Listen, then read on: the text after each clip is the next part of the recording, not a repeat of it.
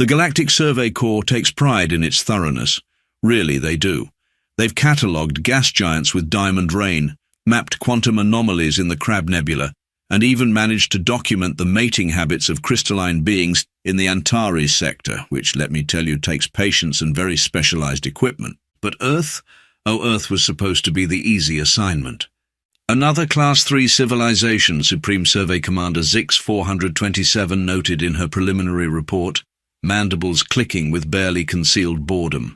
Pre-FTL, limited space presence, primitive planetary defense systems. She paused to scratch an annotation with her third appendage. Though they do seem unusually fixated on pointing rockets at each other. The initial scans were promising, at least from a colonial perspective.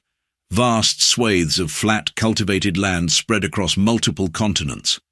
The humans had already done the hard work of clearing and preparing these areas, which the Survey Corps' Exploitation Division found absolutely delightful. Nothing like having the natives prep their own invasion zones, right? Look at all this unused space, Senior Analyst Croc burbled enthusiastically during the first briefing, his sensory membranes pulsing with excitement. These plains, as they call them, millions of square kilometers of perfectly flat land.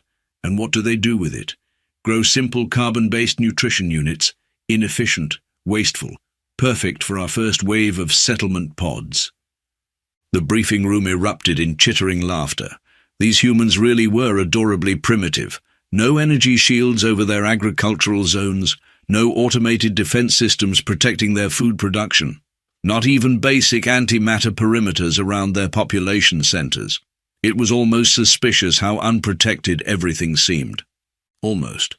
There is one peculiarity, noted Dr. Ven 8, the team's xenobiologist. Her eye stalks swayed thoughtfully as she brought up a detailed atmospheric analysis. The planet's atmosphere contains an unusually high concentration of organic particulates, and the soil samples show significant biological activity at the microscopic level. Irrelevant, Commander Zix 427 dismissed with a wave of her primary manipulator. Our environmental suits are rated for far more hostile environments than this backwater dirtball. Besides, what harm could something too small to see possibly do to an advanced civilization like ours? More laughter filled the room. The commander's wit was legendary after all. The very idea that invisible organisms could pose any threat to their technology was absurd. Their ships could withstand the pressure at a gas giant's core. Their personal shields could deflect plasma bolts. Their medical technology had conquered death itself. The survey team was dispatched immediately. Standard protocol would have required a full planetary quarantine and 3 cycles of atmospheric analysis. But really, why waste resources on such an obviously simple assignment? These humans didn't even have proper genetic engineering yet. They still relied on chemical propulsion for space travel. They were barely out of their Stone Age, technologically speaking. The command ship took up position in high orbit, cloaked from Earth's primitive detection systems. Below, the Great Plains of North America stretched out invitingly. The first research team prepared for planetfall, their equipment calibrated for what everyone expected to be the most boring survey mission of the cycle. Commander Zix 427 made one final note in the mission log. Preliminary assessment indicates minimal risk. Local flora and fauna show no signs of advanced defensive capabilities. Recommend immediate commencement of biological and agricultural analysis, with potential for colonization within 3 cycles. Oh, how wrong they were, but that's the thing about humans and their planet. The most dangerous things tend to be the ones you can't see coming. And Earth? Earth had been preparing its invisible defenders for billions of years. If there's one thing the Galactic Survey Corps excels at, it's assembling the most overqualified research teams in the known universe. For this routine mission to Earth, they definitely outdid themselves. Leading the ground team was Dr. Mlik, holder of 7 advanced degrees in xenobiology and author of the best-selling research paper, Why Less Advanced Species Should Just Give Up Already. Her assistant, junior researcher Blorp, had only 5 degrees, a fact that caused him no small amount of social anxiety during team meetings. Rounding out the science team were environmental specialist Zix, yes, related to the commander, nepotism is universal, behavioral analyst Ping, who had written extensively about primitive species' charming belief in their own importance, and Chief Technology Officer Kryak, whose name perfectly described the sound his joints made after centuries of hunching over quantum computers. Their landing craft touched down in what their database identified as Kansas, chosen specifically because it was the flattest, most boring location their sensors could identify. The team emerged from their ship on a beautiful spring morning, their environmental suits gleaming in the sunlight. "Look at all this primitive vegetation," Dr. Mlik declared, waving a sensor array at the surrounding wheat field. "They just let it grow, in rows, without even basic genetic optimization or psychic enhancement." Blorp, eager to impress, quickly added, "And observe how they rely on naturally occurring precipitation for irrigation, no weather control systems at all." The team shared another round of superiority-affirming laughter. These humans really were stuck in the technological dark ages. Their agricultural methods hadn't fundamentally changed in thousands of years. They still relied on something as primitive as photosynthesis for food production. "I suggest we remove our external protective shields," Zix declared, checking readings on his wrist computer. "The atmosphere shows no signs of harmful radiation, toxic gases, or defensive nanobots. We'll get better sensor readings without the interference." Dr. Mlik agreed because of course she did. After all, what could possibly go wrong? Their environmental suits were still engaged, providing more than enough protection from this primitive world's environment. The team disabled their energy shields with casual confidence, the protective fields flickering out of existence around them. "Let's collect some samples," she ordered, already imagining the condescending research papers she would write. "And someone please scan these wheat organisms. I want to know just how inefficient their photosynthetic process is compared to civilized agricultural methods." The team spread out across the field, their sophisticated equipment humming as they documented everything from soil composition to plant genetics. None of them paid any attention to the light breeze carrying invisible passengers across the plain. Why would they? Their environmental suits were rated for volcanic worlds, for stars going supernova, for the vacuum of space itself. Blorp, ever the eager assistant, even removed his suit's outer glove to physically handle some of the wheat stalks. "The texture data will be more accurate this way," he explained proudly. No one objected, no one even considered it might be a bad idea. Above them, their ship's external sensors registered something unusual, microscopic organic particles accumulating on the hull. The automated system filed this information under irrelevant data and continued its standard surveillance protocols. In the command center orbiting high above, Commander Zix 427 received the team's first field report. Everything was proceeding exactly as expected. The humans remained blissfully unaware of their presence. The survey was yielding valuable data about this primitive world's resources, and soon they would have everything they needed to begin the colonization process. It would be another 12 hours before the first symptoms appeared. 12 hours of careful scientific observation, meticulous note-taking, and absolutely no awareness that they had just made the biggest mistake in Galactic Survey Corps history. But hey, at least they had some excellent data about wheat. It started with Blore because of course it did. If there's a universal constant across all species and civilizations, it's that the intern always gets it first. "Most peculiar," he mentioned during the evening briefing, absently scratching at his epidermis layer. "My outer membrane appears to be experiencing some form of autonomous response." The itching had started about an hour after his brilliant idea to collect manual texture samples. Now his primary appendages were developing an interesting shade of purple that definitely wasn't standard issue. Dr. Mlik barely glanced up from her data analysis. "Take an immune booster and stop interrupting. I'm documenting the absolutely laughable efficiency rates of their photosynthetic processes." But 2 hours later, when Zijix started experiencing what he described as unauthorized molecular activity in his respiratory system, the team began to pay a bit more attention. especially after his third sneezing fit knocked over their primary sensor array. Perhaps Chief Technology Officer Crack suggested, pausing to scratch his own increasingly irritated membrane. We should run a basic medical scan, just as a precaution. Not that anything on this primitive world could possibly affect us, of course. The medical scanner was top of the line, capable of detecting everything from quantum-level cellular disruption to psychic parasites. They had full confidence it would identify whatever minor irritant was causing these insignificant symptoms. It didn't detect anything at all. Impossible, Dr. Mlik declared, hitting the scanner with one of her appendages in a display of advanced troubleshooting. This device can detect life forms in 11 dimensions. Run it again. They ran it again and again and again. Each scan came back with the same result. According to their advanced technology, nothing was wrong with them. The fact that Blorp was now roughly the color of an Earth eggplant and Zix couldn't stop expelling air at dangerous velocities was, apparently, just their imagination.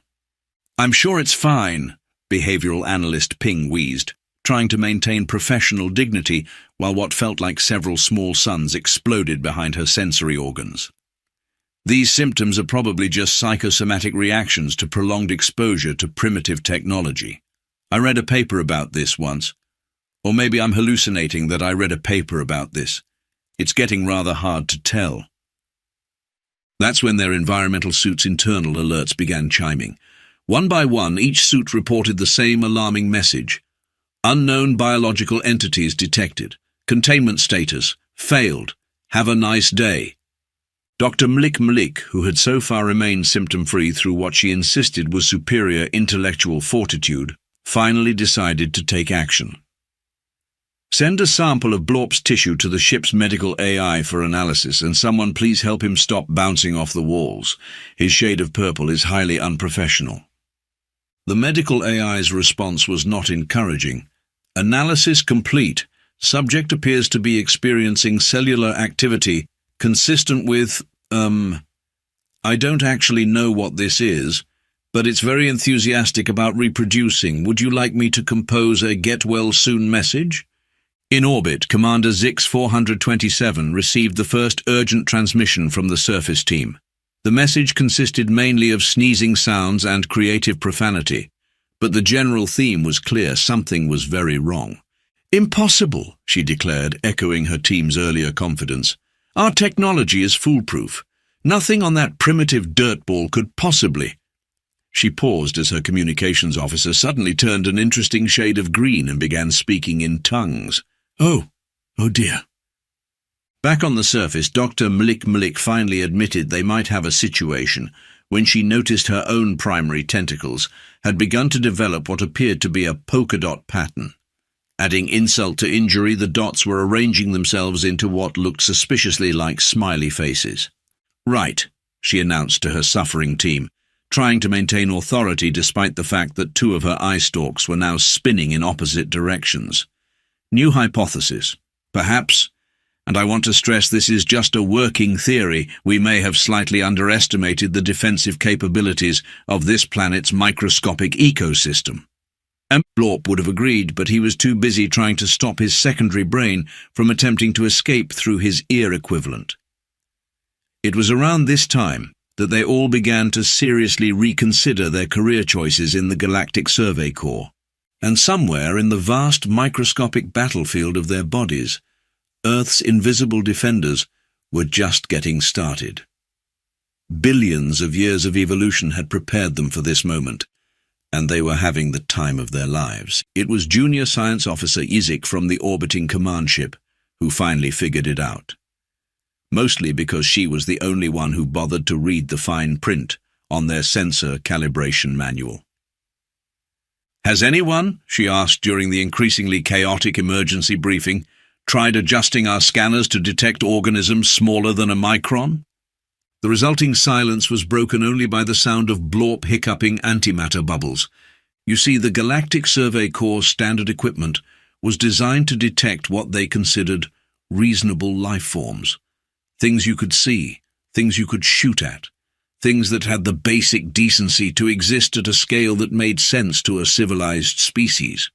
When they finally recalibrated their sensors, the results caused 3 different visualization screens to explode in protest.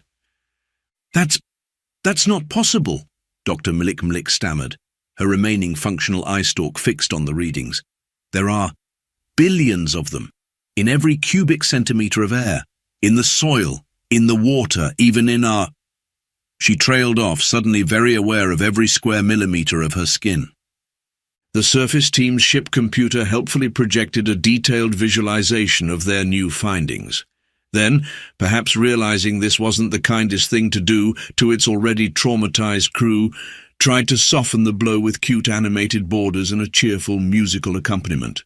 "Look at them all!" Blorp exclaimed with the manic enthusiasm of someone who's well past the point of rational thought. "Bacteria, viruses, fungi, protozoa. It's like a microscopic zoo in here. In here being, literally inside us right now, all of us, everywhere." His left head tentacle tried to make a break for freedom, but was thankfully caught by the ship's emergency containment field. Chief Technology Officer Kryak, who had developed an interesting tendency to glow in the dark, attempted to maintain some professional dignity. "Surely our environmental suit's filtration systems..." He stopped as the computer helpfully displayed the current state of their suit filters. The microscopic organisms had not only breached the filters, they'd apparently set up several thriving civilizations and were now engaging in complex trade relationships. "But the humans," behavioral analyst Ping protested, her voice distorted by what appeared to be a small but enthusiastic ecosystem developing in her vocal chambers. "They live here. They survive. How do they—" She sneezed, accidentally teleporting herself 3 feet to the left.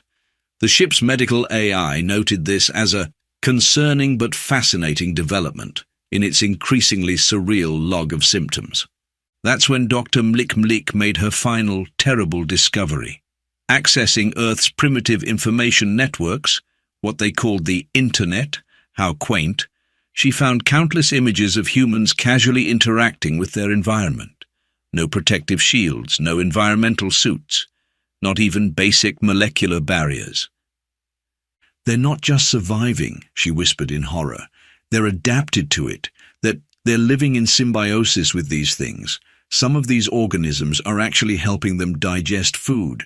They're part of the humans' defense systems. They're essential to their survival." Commander Zix 427's voice crackled over the comm system, interrupted occasionally by what sounded suspiciously like involuntary yodeling.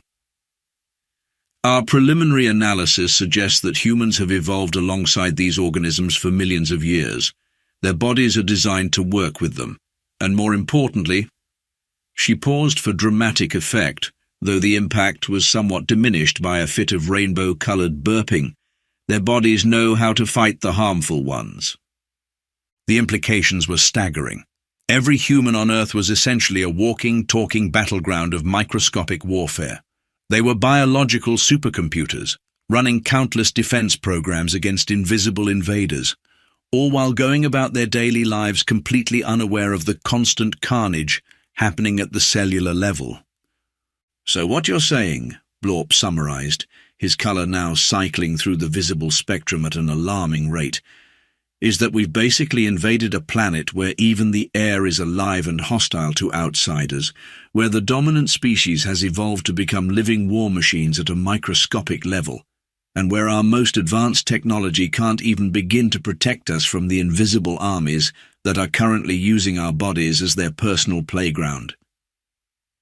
"That's one way to put it," Dr. Mlik agreed, watching with detached fascination as small mushrooms began sprouting from her tertiary appendages. "I don't suppose anyone remembered to pack any hand sanitizer.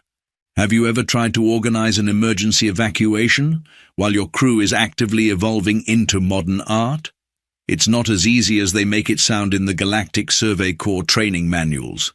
"Everybody back to the ships," Commander Zix 427 ordered over the general frequency. "Initiate immediate withdrawal and full quarantine procedures."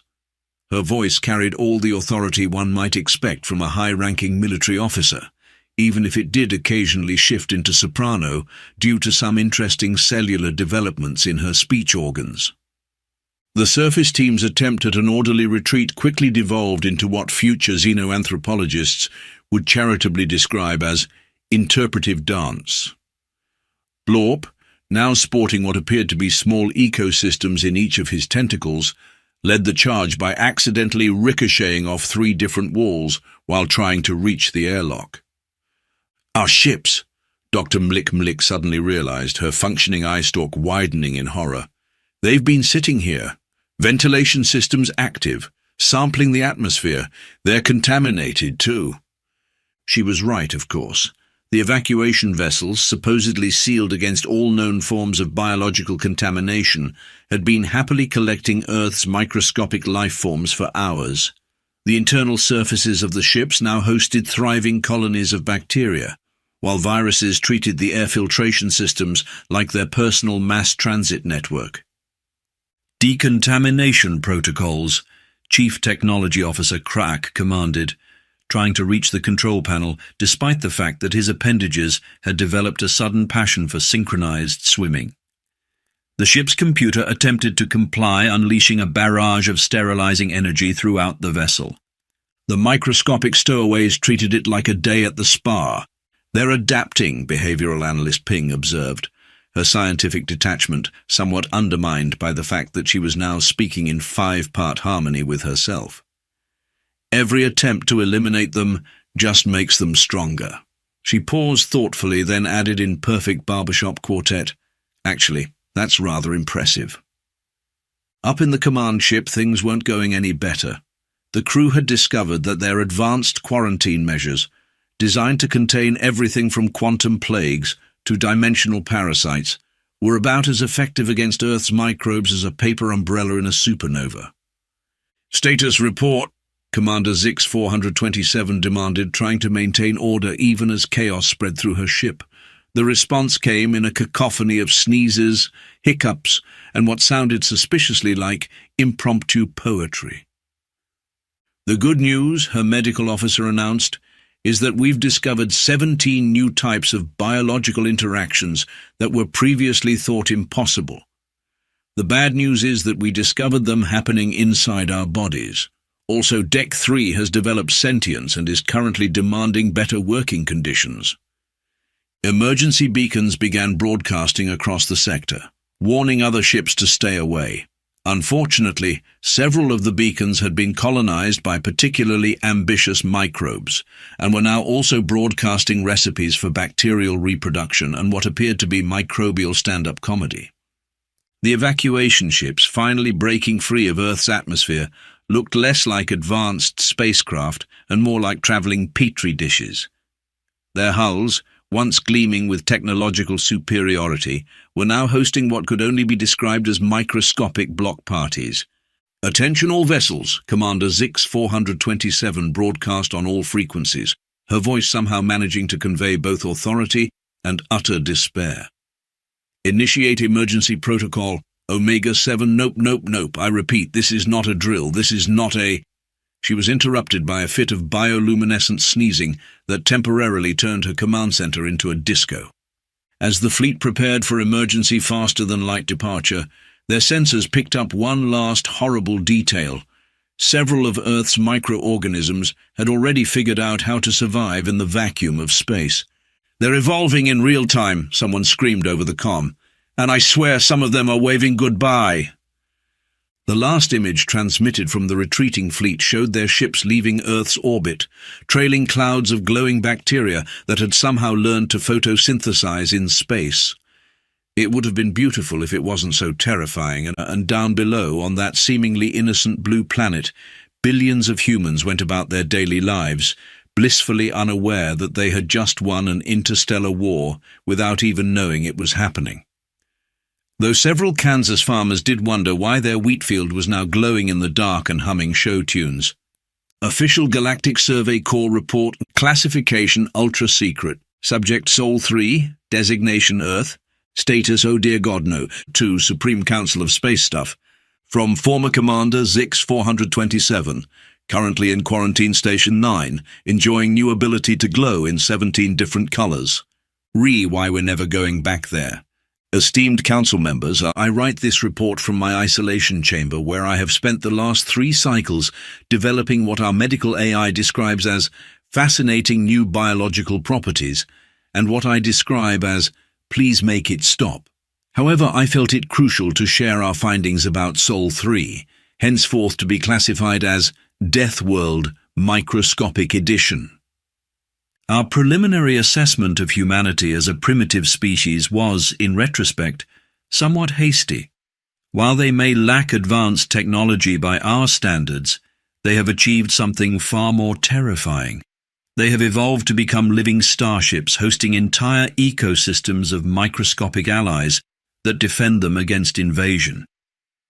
Key findings: the entire planet is alive, not in the usual sense of hosting life forms, but in the every cubic centimetre of air is a battleground for invisible armies sense. Humans are not merely surviving in this environment, they are thriving. They treat the constant microscopic warfare in their bodies as normal. Some of them even voluntarily consume additional microscopic organisms for health benefits. They call these probiotics, which roughly translates to, "Please come live inside me, tiny warriors." Our most advanced technological defenses were about as effective against Earth's microbes as a solar parasol would be against a supernova. Several of our ships have developed personalities and are now requesting vacation time. The organisms we encountered demonstrated evolution rates that should be impossible. Dr. Mlik's last coherent report, before her secondary brain started writing poetry, suggested they were adapting to our defensive measures faster than we could implement them. Speaking of Dr. Mlik, she would like it noted that her new ability to photosynthesize is actually quite convenient for long work days, though she wishes the mushrooms growing from her tentacles would stop trying to form a labor union. Recommendations: classify Earth as a Class 10 death world, with additional notation. No, seriously, don't even think about it. Establish a quarantine zone extending at least 3 light years from the Sol system. We've noted some of the more ambitious microbes attempting to engineer their own spacecraft. Update all first contact protocols to include microscopic lifeform detection. Also, invest in better hand sanitizer. Reclassify humans from primitive species to terrifying bioweapons in bipedal form. Any species that can casually coexist with billions of microscopic organisms while considering it normal is not to be trifled with. Personal addendum: I would like to formally request retirement from the Survey Corps, preferably to a nice crystalline world where nothing smaller than a moon can survive. My third arm has developed sentience and is currently writing its own report, which I'm told is much more entertaining than mine. Final note: should any future expedition be foolish enough to attempt contact with Earth, be warned, the humans are not trapped on a death world with their microscopic defenders. The rest of the galaxy is now safely isolated from whatever nightmarish evolution led to their existence. Attached files are 17,329 pages of medical symptoms, indexed by color and musical accompaniment. One interpretive dance explaining our findings, performed by the now sentient Deck 3. Dr. Mlik's mushrooms list of demands. Several billion photographs of bacteria doing victory dances. End report. And so Earth retained its blissful isolation, defended by its invisible armies. The Galactic Survey Corps marked the entire sector with the spacefaring equivalent of "Here be dragons," though some wit in xenotranslation accidentally rendered it as "Here be really tiny dragons that will totally mess you up." As for the Kansas wheat field, it's still glowing. The farmers decided to market it as organic bioluminescent grain, and it's become quite popular in certain circles, though customers do report their breakfast cereal occasionally humming "We Are the Champions." Some say that on quiet nights, if you listen very carefully, you can still hear the faint sound of alien microbes singing in harmony. They seem particularly fond of Queen.